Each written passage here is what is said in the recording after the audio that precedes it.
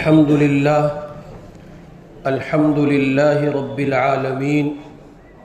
وبه نستعين والصلاة والسلام على رسوله الكريم أما بعد أعوذ بالله من الشيطان الرجيم بسم الله الرحمن الرحيم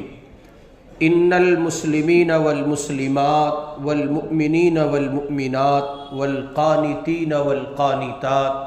والصادقين والصادقات والصابرين والصابرات والخاشعين والخاشعات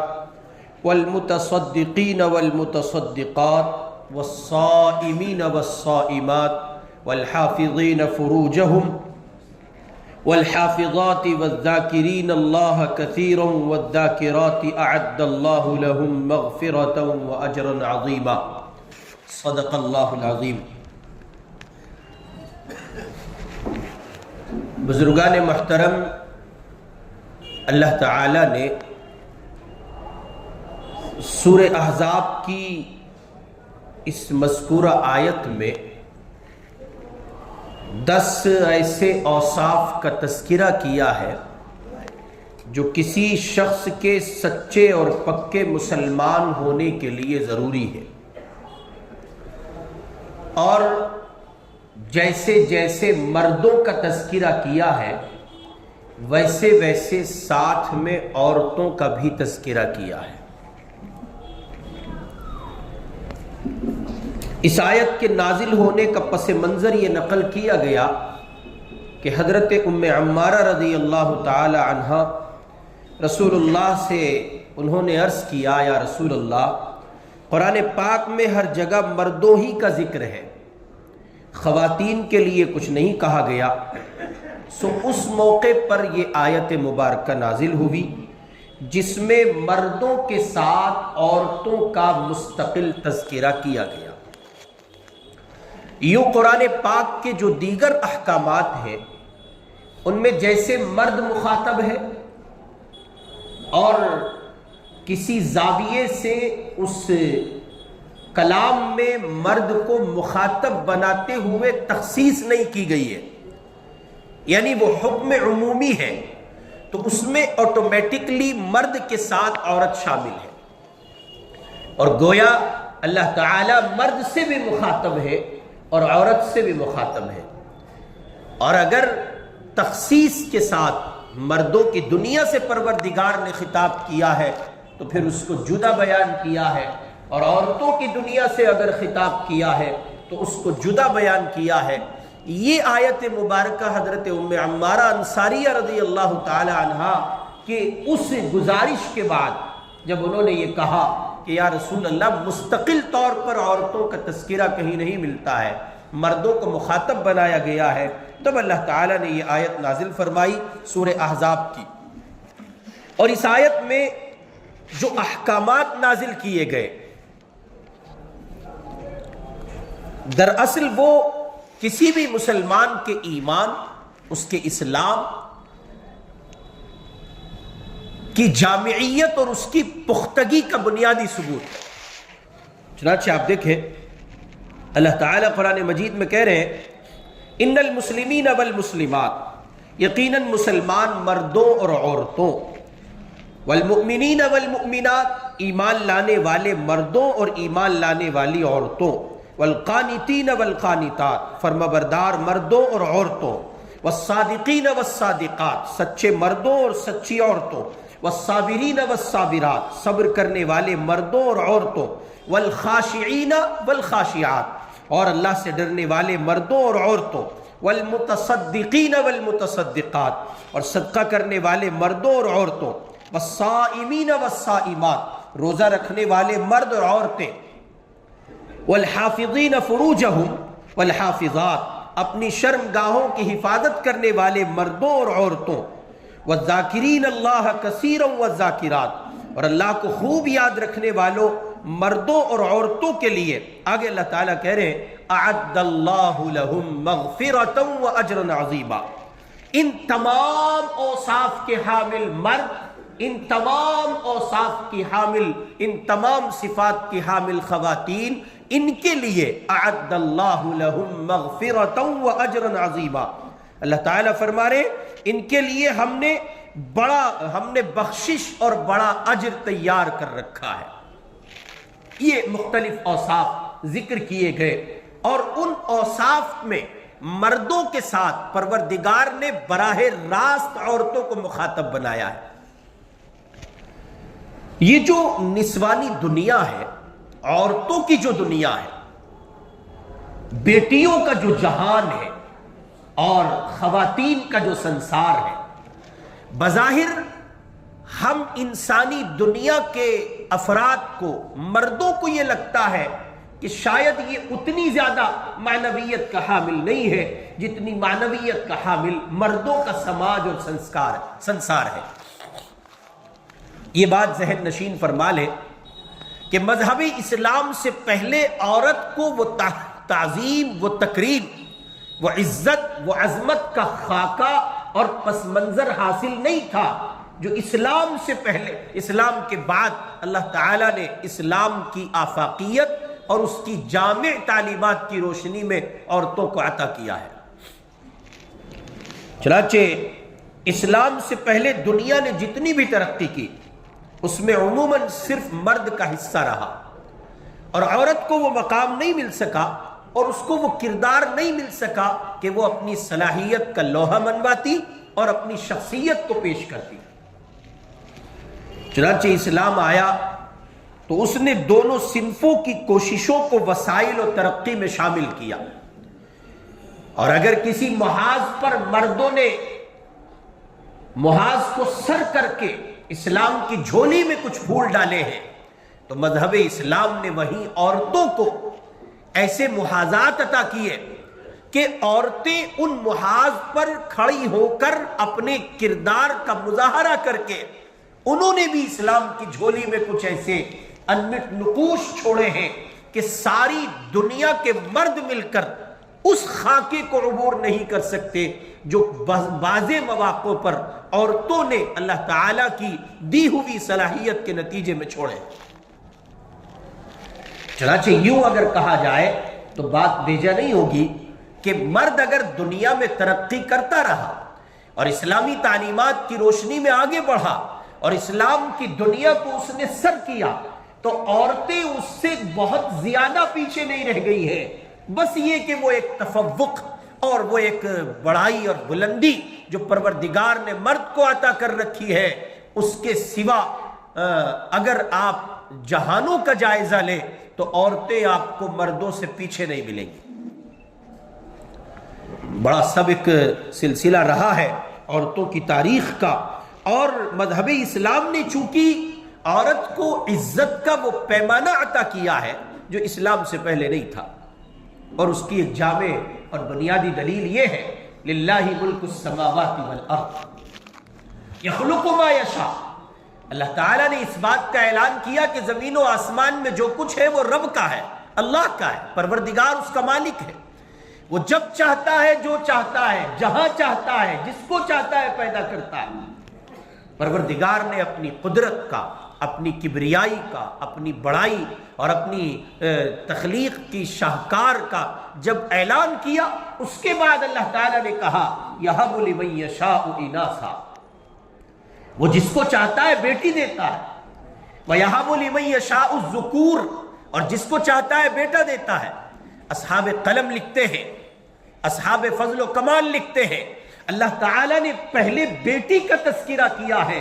وہ چاہتا تو بیٹے کا تذکرہ کرتا، لیکن چونکہ جس ماحول میں، جس زمین پر اللہ کا یہ قرآن نازل ہو رہا تھا، محمد عربی صلی اللہ علیہ وسلم زمین کے جس عظیم مقام مکہ مکرمہ پر موجود تھے، وہاں بیٹیوں کے ساتھ جو زیادتی ہوتی تھی، عورت کو جس درجے پسے پشت ڈال دیا گیا تھا، اور عورت کے ساتھ جس درجے ناانصافی اور ناروا سلوک کو روا رکھا جاتا تھا، رسول اللہ پر جب یہ قرآن نازل ہوا تو بنیادی طور پر اللہ تعالیٰ نے بیٹی کا تذکرہ پہلے کیا اور یہ بتایا کہ جس کو تم اہمیت نہیں دیتے ہو، گردانتے نہیں ہو، اس ذات کو بھی اللہ نے محترم بنایا ہے۔ چنانچہ آج دنیا مذہب اسلام پر بھونکتے ہوئے یہ بات کہتی ہے کہ مذہب اسلام نے عورت کو بندی بنایا ہے، عورت کو قید کیا ہے، عورت کو اس کے حقوق نہیں دیے. بے وقوف ہے، عقل کے اندھے، پاگل ہیں وہ لوگ. انہیں نہیں معلوم ہے کہ عورت کی حیثیت کو جس درجے مستحکم و مسلم مذہب اسلام نے بنایا ہے، اتنا دنیا میں کسی مذہب نے اس کو وہ عزت و تعظیم عطا نہیں کی ہے. مذہب اسلام نے عورت کو ایک عورت کی حیثیت نہیں صرف نہیں رکھا ہے، اس کو درجات عطا کیے ہیں، اس کو مقامات عطا کیے ہیں، اس کو پوزیشنز دی ہے، اس کو باقاعدہ مختلف درجات کے مراحل سے گزار کر اجر و ثواب کی اس دہلیز پر لا کر کھڑا کیا ہے کہ کہیں اگر وہ عورت ماں کا کردار رکھتی ہے تو دنیا جہان کے بیٹوں کو اس کا پابند بنایا گیا ہے. یہ تمہاری ماں ہے، اس کے قدموں کے نیچے جنت تلاش کرو، اس کے چہرے کا دیدار کرو، اس کے قدموں کے نیچے تمہاری جنت چھپی ہے، اور اس کو محبت کی نگاہ سے دیکھنے پر اللہ تمہیں حج مقبول کا ثواب عطا کرے گا.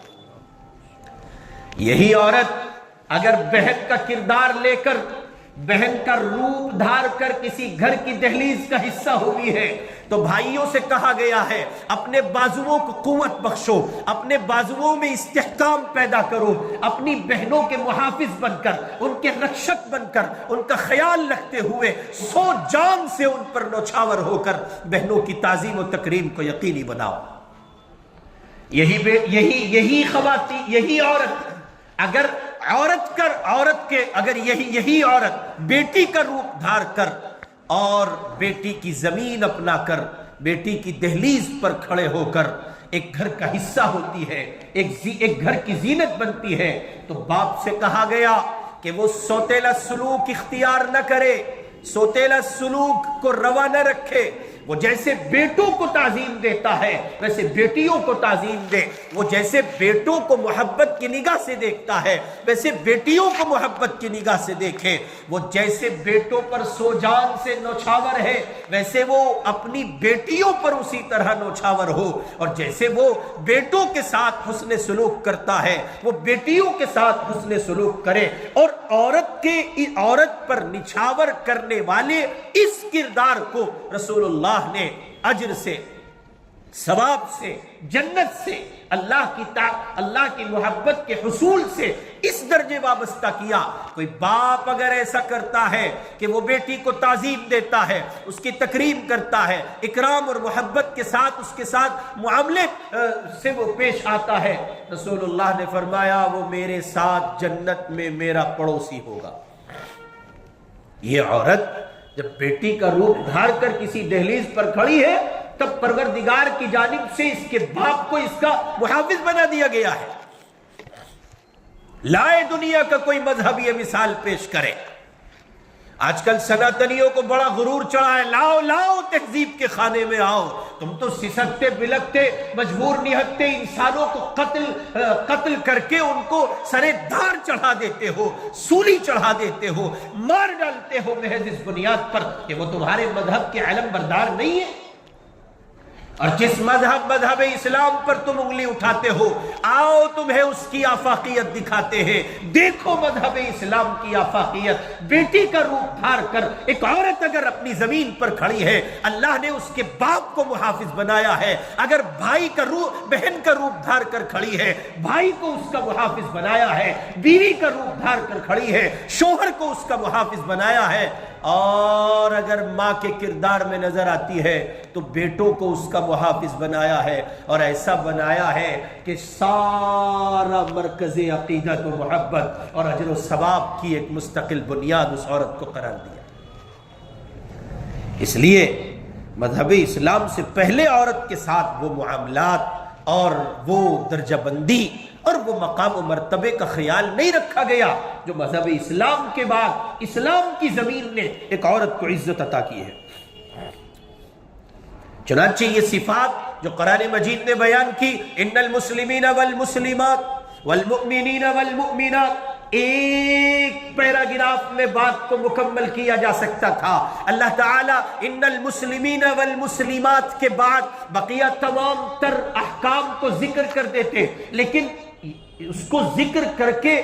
مجموعی طور پر کلام نہیں کیا ہے، بلکہ پروردگار نے اجمال کا بھی سہارا نہیں لیا، تفصیلی خاکہ ذکر کیا. ان المسلمین والمسلمات والمؤمنین والمؤمنات والقانتین والقانتات والصادقین والصادقات والصابرین والصابرات والخاشعین والخاشعات والمتصدقین والمتصدقات۔ پہلا پیراگراف مرد کے لیے ہے، دوسرا عورت کے لیے ہے، والصائمین والصائمات والحافظین والحافظات فروجہم والحافظات والذاکرین اللہ کثیرا والذاکرات اعد اللہ لہم مغفرۃ واجرا عظیما۔ کسی ایک جملے میں مکمل بات کہہ کر مردوں اور عورتوں کو یکجا اور اکٹھا مخاطب کیا جا سکتا تھا، لیکن اللہ تعالیٰ نے ہر وصف کے ساتھ، ہر حکم کے ساتھ مرد کو جیسے بیان کیا ویسے اس کے ساتھ عورت کو بیان کیا ہے۔ یہ بتاتا ہے کہ مذہب اسلام عورت کو تعظیم دیتا ہے، تکریم دیتا ہے، عزت عطا کرتا ہے۔ چنانچہ یہ عورت بظاہر ایک کمزور سی مخلوق ہے، مگر اللہ تعالیٰ نے اس کو جو قدرتی قوت عطا کی ہے کہ اور وہ اس درجے عطا کی ہے کہ کاروبار کائنات میں وہ فیصلہ کن کردار ادا کرتی رہتی ہے۔ ایسا ہرگز نہیں ہے کہ صرف مردوں نے میدان سر کیے ہیں، عورتوں نے بڑے کمالات اس زمین پر دکھائے ہیں اور بڑے میدان سر کیے ہیں۔ چنانچہ عورت کی اصل قوت اس کی دینداری میں مضمر ہے، یہی اس کا اصل اثاثہ ہے اور یہی اس کی کل کائنات ہے۔ اسی بنا پر وہ دنیا کی سب سے قیمتی شے ہے اور ربانی عطیات، قدرتی نعمتوں سے مالا مال اس عالم رنگ و بو میں سب سے بہترین سامان ہے۔ رسول پاک صلی اللہ علیہ وسلم نے ارشاد فرمایا، یہ دنیا ایک سامان ہے اور اس دنیا کا بہترین سامان ایک نیک عورت ہے۔ اس کا مطلب یہ کہ عورت جو محاذ اور جو کردار سر کرے گی، ان تمام تر محاذات اور ان تمام کرداروں میں اگر ایک عورت اپنے اندر دین رکھتی ہے تو ہی وہ سر کر پائے گی، اور اگر اس کی جھولی میں دین نہیں ہے تو ظاہر ہے کہ وہ محاذ اور وہ کردار و میدان کو وہ سر نہیں کر سکتی جو اس سے توقعات وابستہ کی جاتی ہیں۔ چنانچہ ایک عورت حسن و جمال کا اگر مجسمہ ہے اور پیکر ہے، اس کا وجود خوبصورتی سے معمور ہے،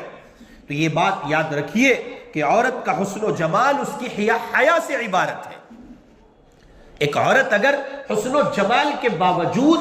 حیا سے معمور نہیں ہے، شرم و غیرت کا زیور نہیں پہنتی ہے اور شرم و حیا کی چادر کو اوڑھے ہوئے نہیں ہے، تو اس کا وہ حسن و جمال بے معنی ہے، بے رنگ ہے، اور اس میں وہ جامعیت پیدا نہیں ہو سکتی جو حیا کی چادر کے زیب تن کرنے سے اس میں پیدا ہوتی ہے۔ چنانچہ میں نے عرض کیا کہ مذہب اسلام نے روز اول سے عورت کو جو عزت عطا کی ہے، عورت کو جو مقام دیا ہے، وہ بہت بنیادی ہے، اور اس مقام کی روشنی میں ایک مرد کو اس کا پابند کیا گیا کہ وہ بحیثیت بھائی اپنی بہنوں کا خیال رکھے، ان کے ساتھ حسن سلوک اور رواداری کے معاملے کو برقرار رکھے، ان کا محافظ بن کر اور ان کی ضروریات زندگی کا امین بن کر ان کے احترام کا خیال کرتے ہوئے سو جان سے ان پر نوچھاور رہے، ہر ممکن سعی کرے، ہر ممکن کوشش کرے کہ ان کے لبوں پر مسکراہٹ سجائی جا سکے۔ ایک باپ کو اس کا پابند بنایا گیا کہ وہ تربیت کا مکمل خیال رکھے، دن اور رات ایک کر دے، اور جیسے وہ اپنے بیٹوں کے تئیں سنجیدہ ہے، فکر مند ہے، ویسے وہ اپنی بیٹیوں کے تئیں سنجیدہ اور فکر مند ہو، اس لیے کہ اس معاشرے کی تعمیر و ترقی کا بنیادی کردار بیٹی کی جھولی میں ہے۔ اچھے مردوں میں اگر آپ اچھے باپ کی تلاش کرتے ہیں تو ایک عورت کی دہلیز سے ہی آپ کو ملے گا، اس لیے کہ دنیا کا ہر باپ کسی نہ کسی کا بیٹا ہے، وہ کسی نہ کسی کوکھ میں پاؤں پھیلا کر یہاں تک پہنچا ہے۔ آج جب وہ کسی کا باپ ہے تو پہلے وہ کسی کا بیٹا ہے، کسی عورت کی جھولی میں اور کوکھ میں اس نے پاؤں پھیلائے ہیں، کسی ماں کی گود کے مدرسے میں اس نے تربیت پائی ہے۔ اس کا مطلب یہ ہے کہ معاشرے کے صالح بنانے اور اس کی کردار سازی میں عورت کو بنیادی دخل ہے۔ سو ہمیں چاہیے کہ ہم اپنی بچیوں پر خصوصی توجہ دیں، ان کا خیال رکھیں، ان کا احترام کریں، ان کو عظمت دیں، نازیبا الفاظ استعمال نہ کرے،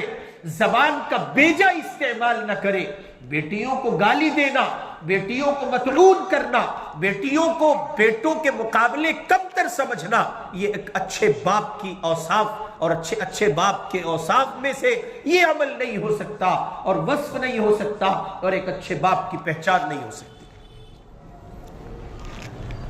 چنانچہ حضرت حوا سے اسلام کے ظہور تک دنیا میں ہزاروں نامور خواتین کا ذکر قرآن و حدیث اور تاریخ اسلامی میں موجود ہے، جن میں حضرت ابراہیم علیہ السلام کی ازواج حضرت سارہ، حضرت ہاجرہ اور اسی طرح فرعون کی بیوی آسیہ، حضرت حوا سے اسلام کے ظہور تک کئی ایک نامور خواتین، اور اس کے بعد اسلام کے ظہور سے لے کے آج تک ہزاروں لاکھوں خواتین جن کو قرآن و حدیث میں اور تاریخ کے روشن ابواب میں تاریخ نے جگہ دی ہے اور ان کے روشن کردار کو بیان کیا۔ چنانچہ اسلام کے ظہور تک جو کئی ایک بڑے نام ملتے ہیں ان میں حضرت سارہ ہے، حضرت ہاجرہ ہے، اور فرعون کی بیوی حضرت آسیہ ہے، ام موسیٰ ہے، حضرت مریم ہے، ام المؤمنین حضرت خدیجۃ الکبریٰ رضی اللہ تعالی عنہا، ام المؤمنین سیدہ عائشہ، سیدہ ام سلمہ، سیدہ فاطمہ، سیدہ سمیہ رضی اللہ عنہن، اور دیگر خواتین اسلام ہیں جن کو بہت جلی عنوان کے بینر کے ساتھ گویا لکھا گیا، اور ان اللہ کی بندیوں نے وہ قربانیاں پیش کی ہیں کہ ساری دنیا اپنے شب و روز کو گزار کر ان خواتین کی قربانیوں کا کوئی مثل لانے سے قاصر۔ چنانچہ اسلام کو سب سے پہلے قبول کرنے کی سعادت حاصل کرنے والی سیدہ خدیجۃ الکبریٰ رضی اللہ تعالی عنہا، ادھر میرے مصطفیٰ نے اعلان کیا ہے، نبوت کو قبول کیا، نبوت کا تاج ان کے سر پر رکھا گیا، اور ادھر بار نبوت مصطفیٰ کے وجود پر آیا، اور نتیجے میں آپ کے قدم ڈگمگائے، اور بشری بنیادوں پر جو لڑکھڑاہٹ قدموں میں واقع ہوئی اس کو لے کر رسول اللہ جب اپنے گھر سیدہ خدیجۃ الکبریٰ رضی اللہ تعالی عنہا کے پاس تشریف لائے اور آپ نے اپنے احوال کا ذکر کیا، تب سیدہ خدیجہ نے آپ کو تسلی کے وہ جامع کلمات کہے جو ساری امت پر ایک احسان عظیم ہے۔ گویا رسول اللہ کو پہلی مرتبہ میں بار نبوت اٹھانے پر بشری بنیادوں پر سہارا دینے والی اما خدیجہ ہے، ایک عورت کی ذات ہے۔ اور پھر شیب ابی طالب میں محصور رہ کر تکالیف و مصائب کا برداشت کرنا، اور پھر یہ کہ اپنے آپ کو، اپنے مال کو، اپنے وجود کو مصطفیٰ کے وجود پر مٹا دینا، آپ کی ذات پر لٹا دینا، یہ اگر سب سے پہلے کسی دنیا کا حصہ ہوا ہے تو وہ دنیا عورتوں کی دنیا ہے، وہ دہلیز اما خدیجہ کی دہلیز ہے رضی اللہ عنہا۔ اس کے بعد سیدہ عائشہ کو یہ مقام حاصل رہا کہ انہوں نے حضور پاک سے علوم نبوت کو سیکھا، جمع کیا، اور پھر دنیائے خواتین کو اس سے انہوں نے مشرف کیا اور دنیائے خواتین کو اس سے آباد کیا۔ اور اسی کے ساتھ سیدہ فاطمہ الزہرا رضی اللہ تعالی عنہا نے حیا کی اور سنجیدگی کی، متانت کی، صبر و استقامت کی وہ مثال پیش کی ہے کہ دنیائے خواتین کو صبر فاطمہ سے اور کہیے کہ حیائے فاطمہ سے وہ ایک ایسے نقوش ملتے ہیں کہ دنیا کی کوئی بیٹی سیدہ فاطمہ الزہرا رضی اللہ عنہا کے کردار کو دیکھے اور اس کے انمٹ نقوش پا کر اپنی زندگی کو آگے بڑھانا چاہے تو وہ ایک مثالی عورت اور مثالی خاتون بن سکتی ہے۔ اور پھر آپ کی پھوپھی ہے سیدہ صفیہ رضی اللہ عنہا، بڑی بہادر اور نڈر خاتون تھی۔ اور پھر ام عمارہ ہے جن کے بارے میں ابھی حدیث پاک میں ذکر کیا گیا، حضرت ہاجرہ ہے، ام حکیم ہے، اور راہ اسلام میں سب سے پہلے شہید ہونے والی خاتون سیدہ سمیہ رضی اللہ تعالی عنہا ہے۔ اور اسی کے ساتھ ساتھ خاتون ہے حضرت خنسہ رضی اللہ تعالی عنہ. حضرت عمر کے زمانہ خلافت میں جب قادسیہ عراق میں جنگ ہوئی تو حضرت خنسہ اپنے 4 بیٹوں کو لے کر میدان میں آئی. ایک عورت جب بنتی ہے پھر یہ معارکے سر ہوتے ہیں. پھر وہ گھر میں چھپا کر اپنی اولاد کو نہیں رکھتی ہے بلکہ وہ اسلام کے لیے وقف کرتی ہے، اسلام کو پیش کرتی ہے. لے جاؤ، اگر اسلام کی شمع جلتی ہے، اسلام کا چراغ جلتا ہے تو میرا یہ بیٹا قربان ہے اور میں اس کو راہ خدا کے لیے وقف کر رہی ہوں. چنانچہ وہ اپنے بیٹوں کو میدان میں لے کے آئی اور ان کو مخاطب کر کے یہ نصیحت کی، پیارے بیٹو، تم نے اسلام اور ہجرت اپنی مرضی سے اختیار کی، ورنہ تمہارا ملک تم پر بھاری نہ تھا اور نہ تمہارے یہاں قحط پڑا تھا. باوجود اس کے کہ تم اپنی بوڑھی ماں کو یہاں لائے اور فارس کے آگے ڈال دیا. خدا کی قسم تم ایک ماں باپ کی اولاد ہو، میں نے تمہارے ماموں کو رسوا نہیں کیا ہے. کیا تم جانتے ہو دنیا فانی ہے اور کفار سے قتال کرنے میں بڑا ثواب ہے. خدا کا ارشاد گرامی ہے، یا ایھا الذین آمنوا اصبروا وصابروا ورابطوا. اس بنا پر صبح اٹھ کر لڑنے کی تیاری کرو اور آخر وقت تک لڑتے رہنا. یہ نصیحت کر رہی ہے ایک ماں اس حال میں جب اسے یہ پتا ہے کہ اس کی اولاد میدان کا حصہ ہوگی تو جام شہادت یقینی طور پر ان کا حصہ ہو سکتا ہے. لیکن آپ دیکھیں کہ حضرت خنسہ رضی اللہ تعالی عنہ اپنے بیٹوں کو تیار کر رہی ہیں اور باقاعدہ اس پر آمادہ کر کے بھیج رہی ہے کہ میدان میں جا کر لڑنا ہے اور محاذ کو سر کرنا ہے. اور پھر کچھ ہی دیر کے بعد ان کے بچوں نے دشمن کی آنکھ میں آنکھ ڈال کر وہ کھڑے تھے اور وہ جذبات سے سرشار ہو کر معمور ہو کر دشمن کو اشعار سنا کر بتا رہے تھے، ہم ایک ایسی بہادر ماں کے بیٹے ہیں جس نے پہلے سے ان کو میدان جہاد میں، میدان قتال میں جام شہادت نوش کرنے کے لیے بھیجا ہوا ہے، لہذا تمہاری خیر نہیں. اور ایسا نہیں ہے کہ یہ سلسلہ حضرات صحابیات رضی اللہ عنہن پر ختم ہوا، ایسا نہیں ہے کہ یہ سلسلہ آج نہیں پایا جاتا ہے. فلسطین کی سرزمین پر یہ آج بھی موجود ہے. ہزار مشکلوں کے باوجود سردی کے اس عالم میں جب کڑاکے کی سردی پڑ رہی ہے، میں اور آپ اپنے نرم نرم گدور بستروں میں ہیں، وہاں کچھ مائیں اپنی اولادوں کو سنبھالے ہوئے ہیں، اپنے بچوں کو اپنی آغوش میں لے کر ان کو تیار کر رہی ہے. وہ جانتی ہے عالم کفر اقصی پر حملہ آور ہے، وہ جانتی ہے کل بھی ہم نے محاذ سنبھالا تھا، آج بھی ہم محاذ سنبھالیں گی تو کل کا تحفظ ہوگا. اور اسی طرح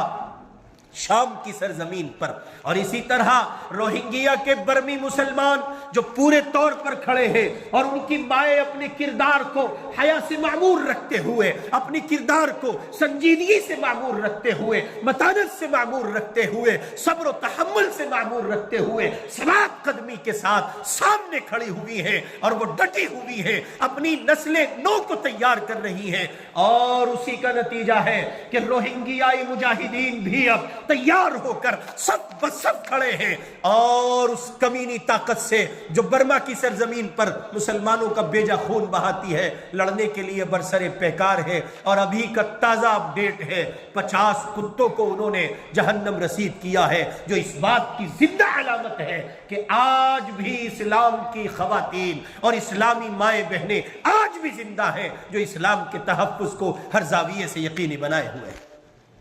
اور یہاں یہ بات بھی سن لیجئے، جیسے فلسطینیوں کا مسئلہ ان کی اپنی زمین کا مسئلہ ہے، جیسے شامیوں کا مسئلہ ان کی اپنی زمین کا مسئلہ تھا، جیسے بنگلہ دیش میں حسینہ کے مد مقابل اٹھنے والی ایک مستقل تحریک میں جو افراد شامل تھے ان کی اپنی زمین کے تحفظ کا مسئلہ تھا، ویسے روہنگیائی مسلمانوں کا بھی اپنی زمین کا مسئلہ ہے. اور جب بات اپنی زمین کی ہو تو پھر منظرنامہ وہ ہوتا ہے جو میری آپ کی زمین پر تب تھا جب محمد علی جوہر لڑ رہے تھے، جب حسین احمد مدنی لڑ رہے تھے، شیخ الہند لڑ رہے تھے، ابوالکلام آزاد لڑ رہے تھے، فضل حق خیر آبادی لڑ رہے تھے، جب بھگت سنگھ لڑ رہا تھا، جب گاندھی جی لڑ رہے تھے، جب اس زمین پر ٹیپو لڑ رہا تھا، شاہ عبد العزیز نے جہاد کا فتویٰ دیا تھا، اپنی زمین کا تحفظ جیسے ہندوستان کی سرزمین پر ان مجاہدین نے یقینی بنایا تھا، ٹھیک اسی طرح فلسطین کی سرزمین پر مجاہدین اپنی زمین کے لیے لڑ رہے ہیں، شامی اپنی زمین کے لیے لڑ رہے ہیں،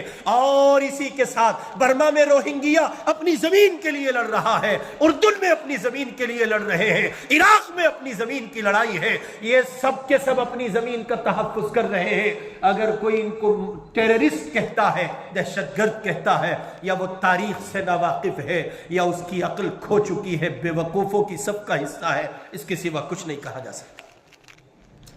اس لیے میرے بھائی، اپنی بیٹیوں کو تیار کرو،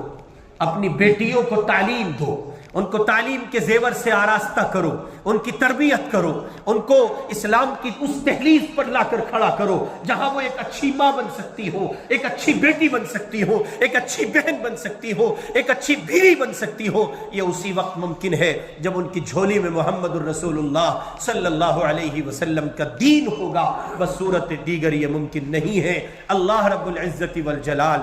مجھے اور آپ کو اپنی بیٹیوں کے سلسلے میں حساس ہو کر ان کی تربیت کرنے، ان کے ساتھ حسن سلوک کرنے، ان کا خیال رکھنے، اور اسلام کی بیٹی، اسلام کی شہزادی اور اسلامی خاتون بنانے کی توفیق عطا فرمائے۔ وآخر دعوانا ان الحمد للہ رب العالمین۔